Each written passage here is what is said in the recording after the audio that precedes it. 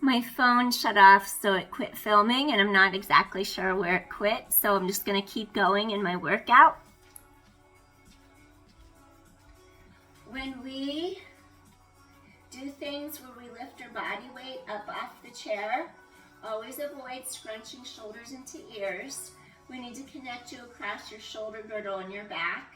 So the way to do that, think of collarbones wide, shoulders down back, press from the armpits into your palms. You're going to walk your feet a little bit in front of you, unweight by pressing from armpits to palms. You're actually standing up a little bit away from the chair. And then come sit on it, push palms away, lift your heart, collarbones wide. You want to be able to maintain shoulder girdle stability, meaning your shoulders stay down out of the ears, you don't scrunch them up. Because otherwise, if you don't have that stability, you'll go into your wrist, hurt your wrist, and your body weight won't distribute correctly across your middle back shoulder blades. So that's what you do. And then the next exercise, we're going to add a spring. We went down to a single for some of our standing work. Here, go ahead and try 2 springs, number 3 from the bottom. So you count upwards, 1, 2, 3 from the bottom. And then if you have a chair like mine, you have different colored springs. I have my springs on 2 heavies, which are black on this particular model, balanced body. So then you come, you sit.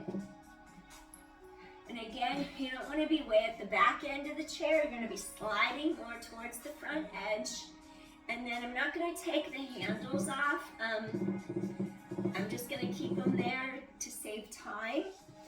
What I want you to do, we all have different capabilities due to shoulder flexibility, as well as wrist, carpal tunnel sometimes for those who sit at the computer all day and work and have overuse injuries. So you may have to do a different hand grip than me. Or you might have to adjust to see what's comfortable on your body. 1, fingertips face sideways, palm is firm right along the edges of your chair. Or this requires a little more shoulder girdle flexibility. You'd have to rotate arm bones back and then have your fingertips face away from you at the back edge of the chair. So you'll see what suits you. If something hurts, try something closer. Shoulder, elbow, wrist, all in one line. This one, I'm gonna go back a little, lean back a little.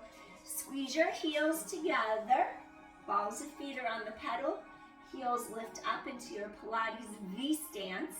I want you to feel how you scoop under the front of the navel, scoop in, zip up, deep layers of core tissue. You've got the pelvic floor, feeling the sensation of lifting.